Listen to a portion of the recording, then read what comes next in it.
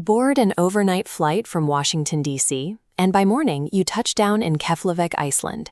You have arrived at a geological extreme, standing directly over the active ridge where the North American and Eurasian tectonic plates are pulling apart. A short drive inland brings you to Þingvellir National Park. This valley sits entirely within the rift.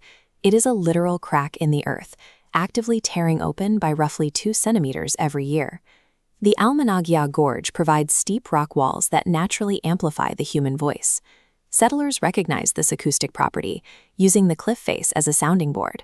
They set up temporary turf dwellings and established the Alþingi, an early parliamentary assembly, right here. The physical layout of the narrow gorge forced opposing factions into close proximity.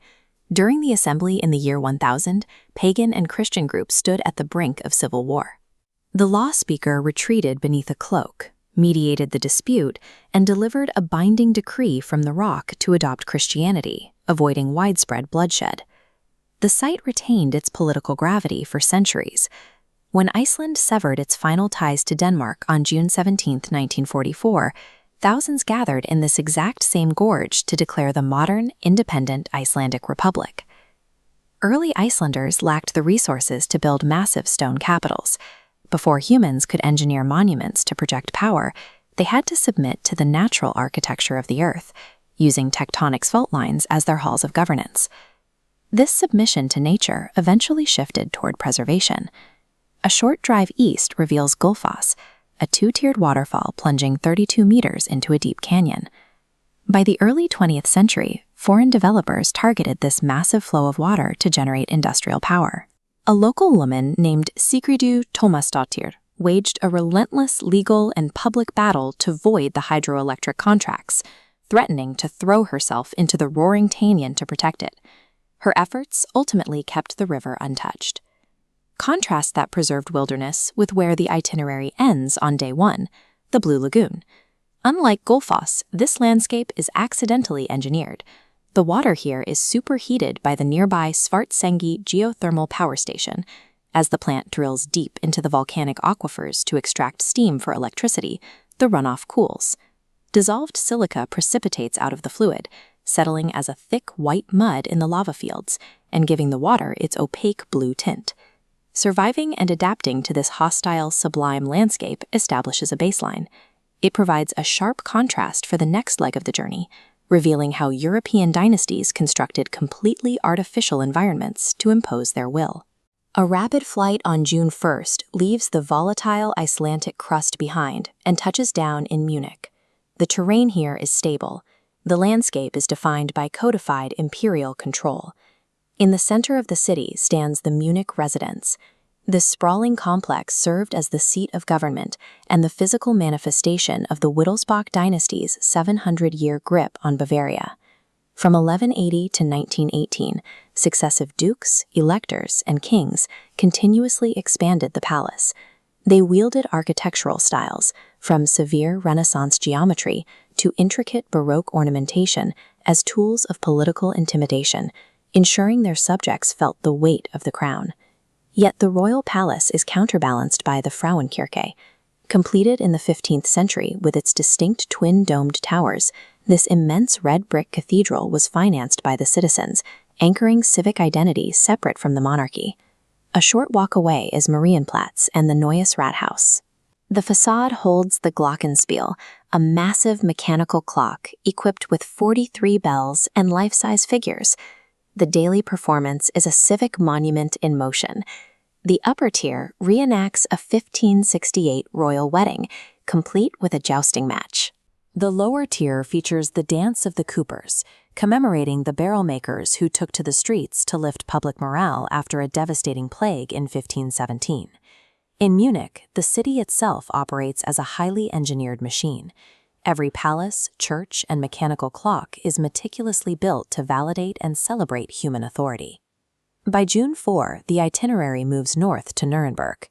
To understand the layout of this city, we have to look to a geopolitical crisis in the year 1291. Following the Crusades, European powers lost definitive control of the Latin kingdom, and access to Jerusalem was severely restricted by Islamic forces. With actual travel to the Holy Sepulchre now incredibly dangerous, the concept of virtual pilgrimage emerged. If the devout could not travel to the sacred sites, European architects would bring the sacred sites to them. Between 1506 and 1508, the sculptor Adam Kraft carved a series of large-scale sandstone reliefs. These stones physically mapped out the way to Calvary. Kraft's inscriptions provide a functional map for the body, recording the precise number of physical steps required to bridge the distance between each station. This map details the historical Via Dolorosa in Jerusalem. The early modern period codified these 14 specific stops into a measured topographical route. Nuremberg's urban planners executed a perfect copy. Starting from the city walls and moving west, they replicated the distances of Jerusalem exactly. The route culminates at the Holzschuer family burial chapel, built in 1508 inside St. John's Cemetery.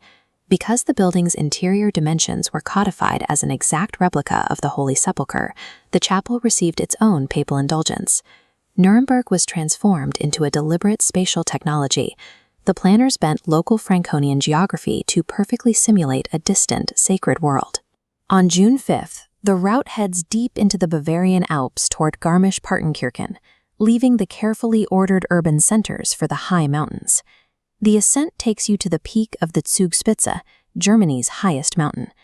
Looking down from the summit reveals Lake Eibsee resting at the base.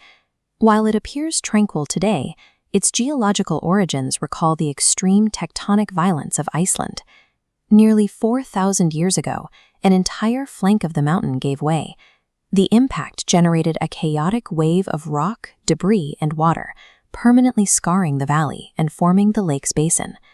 This landscape acts as a stark reminder of the unyielding natural sublime.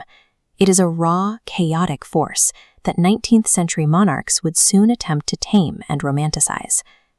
Moving to the region of Schwangau, we encounter the legacy of King Ludwig II. He commissioned Neuschwanstein Castle, perched high in the Alps. It stands as the ultimate manifestation of the romantic sublime.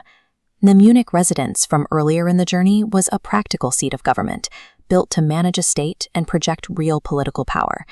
Neuschwanstein served a different purpose entirely. Ludwig stripped the castle of any functional military or administrative utility. Instead, he built an anachronistic stage set. It was a private, idealized fantasy of absolute medieval rule, constructed long after the Bavarian monarchy had lost its actual political autonomy. The itinerary concludes on June 6th, flying out of Munich, passing back through the volcanic plains of Reykjavik, and returning to Washington, D.C.